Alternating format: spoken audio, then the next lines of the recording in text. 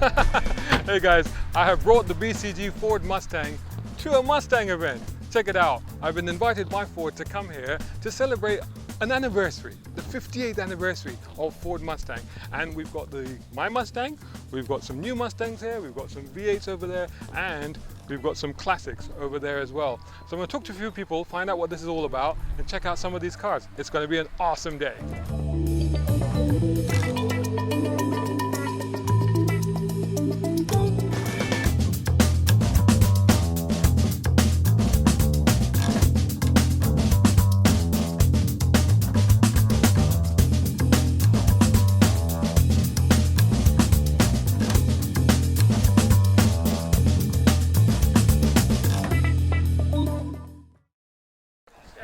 I'm here with Oliver from Ford. Hello. Hi, nice to see you. What a beautiful day it is. What are we doing here? This is the best Easter ever, isn't it? You know, we've all been holed up for so long, and now to come out for a birthday party for the Mustang, which is 58 years old. 58 years young, Mustang. Amazing. Announced at the New York show, and the New York Motor Show has just happened in the last few days. It's always an April time slot, and in 1964 Ford announced that this two-door car was going to come, and we've had it right-hand drive, fully legal for Britain for 7 years now. Wow. So just after the 50th anniversary.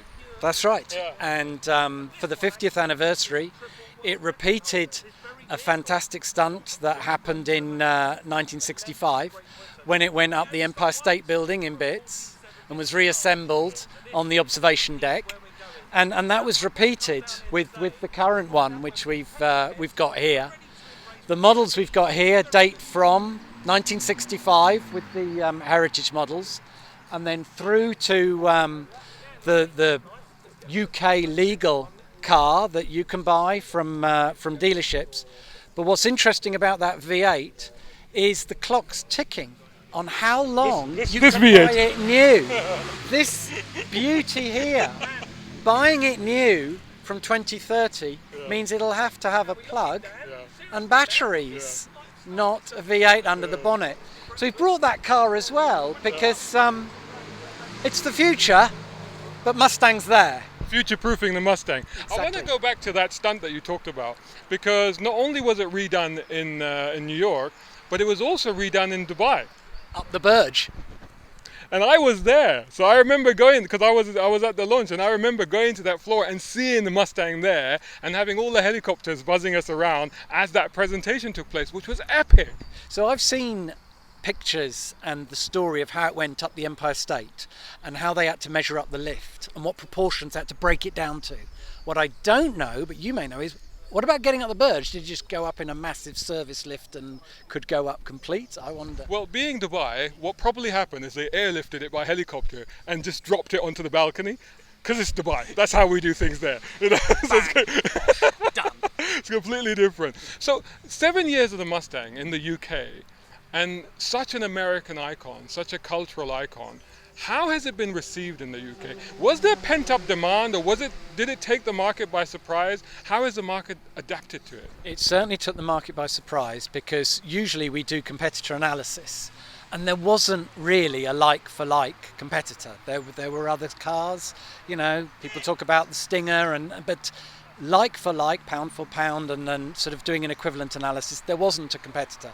So we started with not only the V8, 5-litre V8, we also had a 4-cylinder. We had the 2.3 i4, just to kind of have a foot in both camps, if you like. And, you know, fuel consumption is an issue. In America, fuel is cheaper, so they don't consider a 4-cylinder Mustang necessary. We have to. And fuel's only gone in one direction, but we no longer have the 2.3. Really? I was a V8 5-litre lineup only. I was going to say, actually, because I know this for a fact, that when it was launched here and in Europe, and I know that in Germany, for example, it became the best-selling sports car at one point, Exactly. and it was always the V8. It was never the 2.3 EcoBoost. But I believe in America the 4-cylinder is very popular. I mean, they're being hurt as well. I mean, they think fuel's expensive. I mean, relatively, probably not. But Yeah, for us it is now a V8, and we call it the Mustang Mach-E, an electric vehicle. So now you have the Mustang family. So you've got the V8 sports car, that's for the fun days like this, especially with the convertible that we've got. But you have the family car, the Mach-E. What's been the reception for that one? Yeah, I mean, we've sold 5,000 so far in the UK of the Mach-E, and we're only 14 months into this new car, ready for 2030. The lead time is 7 or 8 months, which actually in the current climate is surprisingly good, because at the moment everything is sold before it's built. And Ford's car electric journey is starting with a very premium car. It's kind of around £50,000, and we're going to add other cars underneath that. But what's most important is giving it a name people recognise, the Mustang, but being true to Mustang. So one of the drive modes is unbridled. There is a GT. It is a very powerful, exciting car. And what we're running today at Caffeine Machine is a consumer drive, because some people haven't driven an electric vehicle at all, and some people doubt that they've got as much character as it has. So that's the case we're proving today, is whether it's the V8 or the EV that you would sort of go home with, both are exciting as each other. And have people accepted it as a Mustang? I know there was a lot of controversy over that name. Personally, I get it. I understand that it created a talking point. It created a controversy that suddenly catapulted that car, elevated that car to a status that maybe otherwise it wouldn't have had. It's a completely clean sheet design. It was the first electric car for Ford. So how much has it meant to call it a Mustang, and have people adapted to that? Have people accepted it as a Mustang?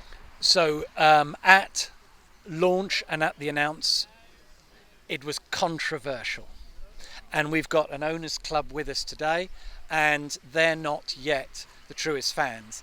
But I think if you fast forward, whether it's 2030 in the UK, 2035 in the EU, and however electrification goes, what's most important is the longevity of, we call them nameplates, and that's not just Mustang.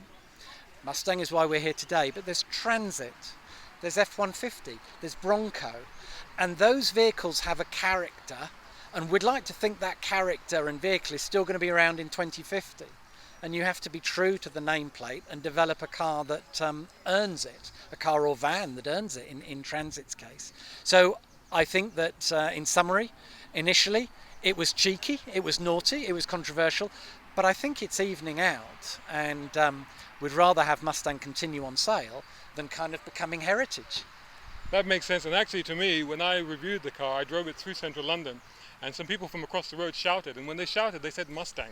It was very interesting to me that they didn't say Mach-E. They said, "Is that the new Mustang?" There was enough about it to be a Mustang. Yeah. Now relax, sit down a minute, relax, just chill, just calm down, because now that you've mentioned nameplates, you mentioned one particular nameplate there which does interest me. It's called the Bronco. Mm-hmm. So now that you're all chilled and relaxed, tell me, is it coming in?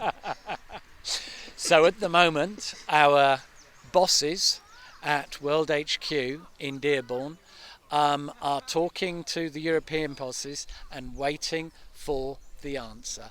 They're waiting for the European team to do all the sort of checks and look into demand, look into specifications, look into powertrain, which is really interesting. We're here in the name of Mustang, V8 and EV. The same thing in terms of weighing up a future powertrain applies to Bronco, and we'll come to a decision. We haven't got anything to announce today as a Brown Car Guy scoop, I'm so sorry to share, but watch this space. I think that's pretty good. Hey, it's time to get that petition going, I reckon. Oliver, thank you so much for talking to us. Thank you. Cheers for coming, Shazza.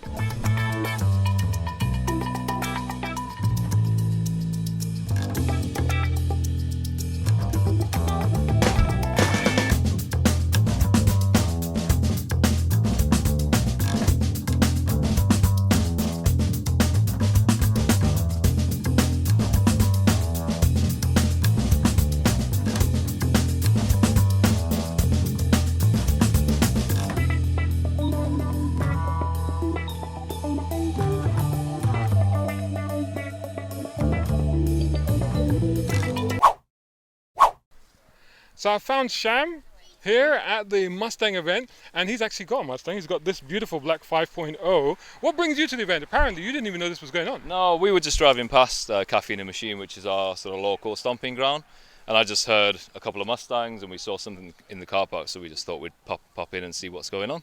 How long have you had this baby? It's actually a year this week. No, it's a year this week. Oh wow. So yeah, we've been all around. Went to Edinburgh, went up to the Lake District in it. It's probably the most comfortable, practical sports car like I've ever owned. So you drove this up to, you live around here, you've been up to Edinburgh in this thing, the 5.0. everywhere. How much does that cost you in fuel? you know, that's the thing. You don't buy a Mustang to be fueling. If you're going to buy a Mustang, buy the Mach-E. You know, but it's actually not too bad for a 5-litre V8, naturally aspirated. It's not too bad. It's one of the things that I find, and I tell a lot of people have this preconception about V8s, but it's all about how you drive them. Because they're very lusty engines, they're very low down in torque, and if you let them just idle and do what they're doing, actually they're quite economical, aren't they? I wouldn't use the word economical, but for a 5-litre V8, yeah. I mean, I think on the highway I'd probably get around 26 or 27, which, I mean, come on, from a 5-litre V8, it's asking already a lot. But it's okay, it's not bad. I've got 31. Okay. I've got a lead foot, so I've got a heavy foot. So what inspired you to get a Mustang? Well, I've always I'm a car designer by profession, and I've always loved the Mustang, the classic Mustang. I watched Bullitt with my dad back in the day. Had all like Mustang toys and everything, and I was a designer at Ford Design UK in Essex, and I remember in 2015 when the S550 was launched, the manager's car park was like full of 5-litre V8s, and I was just walking out of work, I was like, one day I'll get one, and lo and behold, you know, I finally managed to get one. So yeah, it's always been a sort of a dream to have a Mustang. And a year in, happy to keep it, or? Yeah, I think it's a forever car. It'll be staying in the garage. I think this will be the one that will be passed to the kids eventually when we have them. But wow, that's really saying something. Yeah, it's awesome. It's such a great car. So as a car designer, what do you like? Because this is such a cultural icon. It's such a design icon. What do you like in particular about the design of the Mustang, that you visualize as a car designer? Yeah, I mean, for me, if we just come around to the front, it's the front end presence. You know, what we call down the road graphics. You got the large grille and the intakes. And if you look at the previous generation S550, it was a little bit quieter on the styling.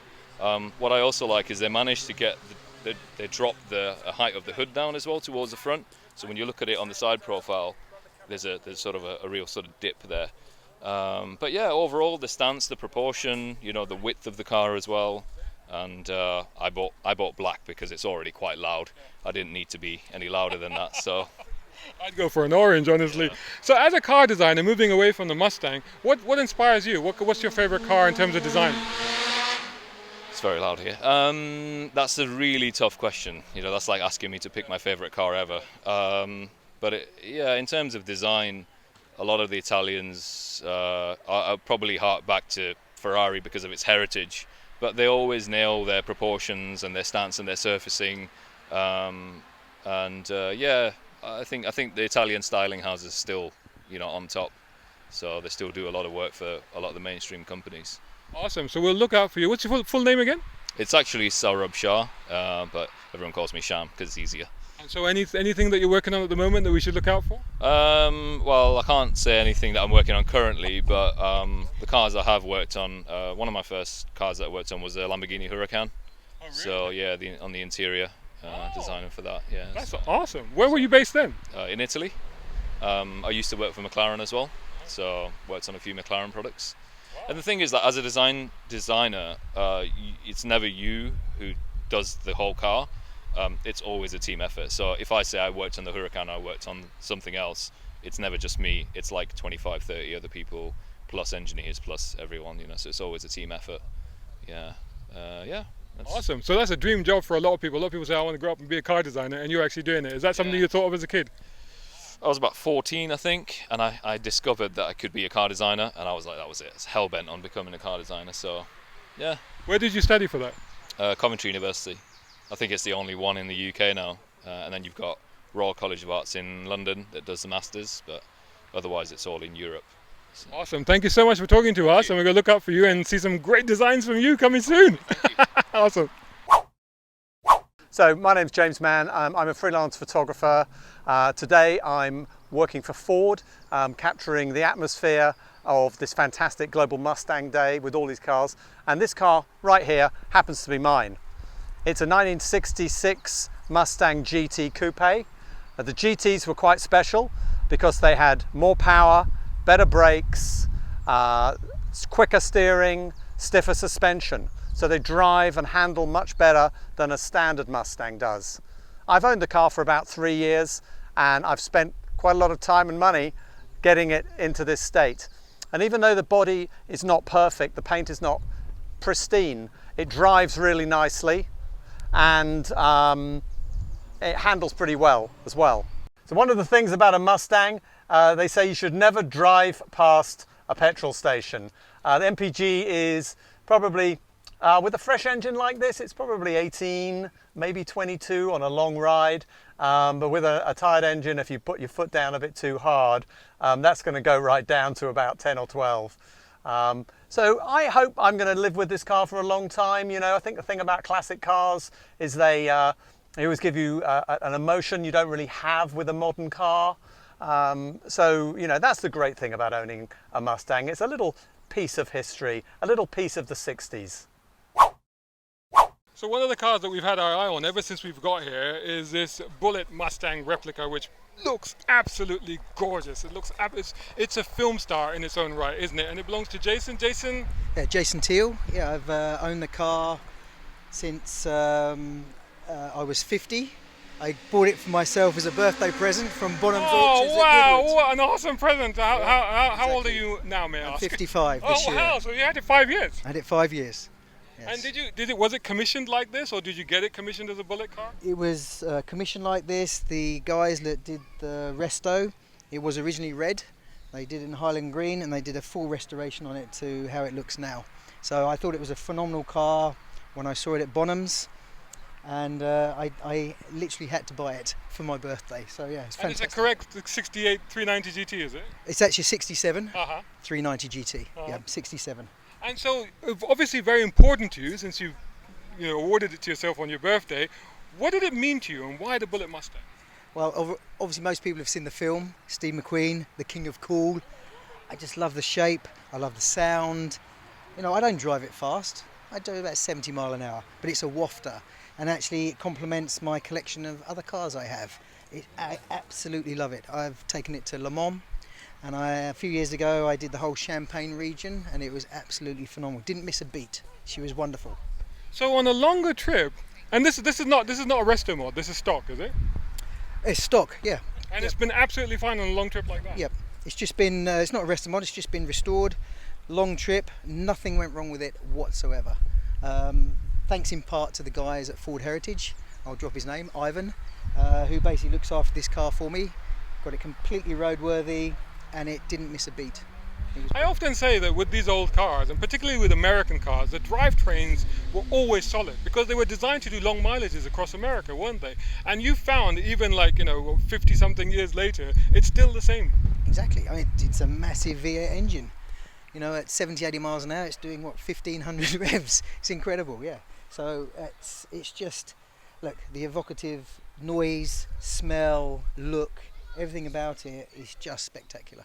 And what's the sort of attention do you get when you drive it? Do people recognize it for what it's meant to be? Yeah, I've only ever had positive attention, never any negative attention at all. Thumbs up, people hooting, absolutely brilliant, yeah. And actually what I love is also kids love it too.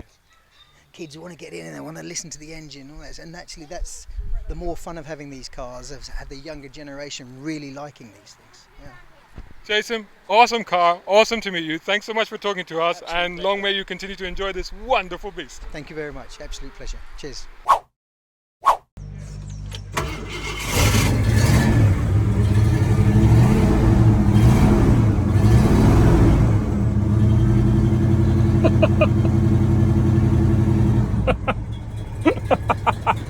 There's that crazy, Awesome. there's that crazy It's laugh. crazy laugh, man. There's that crazy laugh. Crazy things happen when the crazy laugh Crazy happens. laugh. Oh my God, isn't this awesome? Just look at that. And listen, one thing you love about these old cars is that when you do that, what happens is that literally it rocks. you can actually see the torque rocking the car. That's the thing about these cars. Like, modern cars won't do that, but classic cars will literally twist on their chassis. Just by doing that, you can feel the whole car move. That's why it's alive. That's why it's awesome. A big shout out and thanks to Jay Williams over at Air Technic, who are top tier sponsors of Brown Car Guy. Check them out at Air Technic Co UK for exhausts, brakes, suspension and body kits. Plus our other major sponsor, Nayagen Solutions. Much appreciation also to Tier 4 sponsors, Muhammad Ali Humaid, Tom Conway Gordon and Reza Adil. And of course all these other guys who supporting on Patreon. Brown Car Guy is eternally grateful. Hey, think about joining them over at patreon.com Brown Car Guy. If you can't, don't worry. Just make sure you're subscribing to the YouTube channel and website. Plus follow on social media by searching for Brown Car Guy.